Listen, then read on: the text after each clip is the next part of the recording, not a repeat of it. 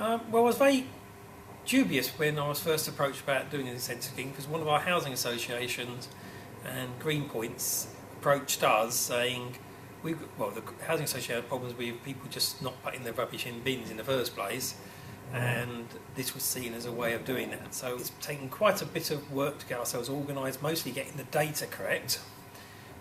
But Green Points have done the communication side and the contacting the residents, and I have been more than pleasantly surprised. We've tried a couple of different incentive schemes. One was an individual reward or reward type scheme where people got some money for actually participating. And I think that was a bit of a gimmick really, and something different and new, and probably had more of a promotional effect than a longer standing change.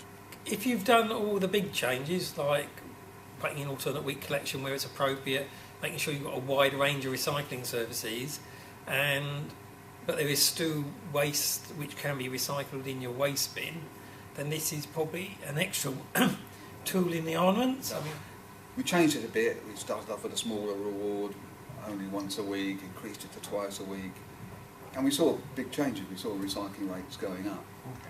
But after a while, it started to tail off. Sometimes it's the reward what matters. I think it's different for each people. So some people, they need a reward. Others just need to be thank you for taking that extra step. Other people feel like I'm giving to charity because I'm giving my awards away. Other people, perhaps it's a reduced price or a free swim. One thing it did do is it gelled the community together. And certainly from our own experience, incentives, rewards, awards, recognition, that they have worked. It feels like there's a fair amount of consensus within the industry that incentives can, at the margin, have some impact, but nowhere near the same impact that you would expect to see if you change your service or reduce the size of your residual waste bin or the frequency with which it's collected.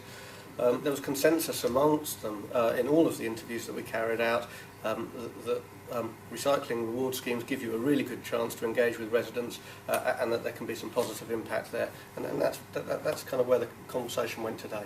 So I think the question is, would you do it again? Yes, I think is the answer. But we need to do it smarter. We've got to get it at a much lower cost. We've got to find a way of getting the increase in recycling or decrease in residual waste or both, whatever it is we're targeting, and making sure that that is sustained and the cost is lower than the saving. It's obvious really, but I think it can be done. If authorities are able to find incentive schemes which are low cost and have high promotional impact, which are interesting to local media and eye-catching for residents, then some authorities will continue to invest in those, but I don't think we're going to see a flood of them being rolled out across the country as a whole. I think we're more likely to see changes continuing to the recycling and residual waste collection services that are provided, and that's likely to have a greater impact.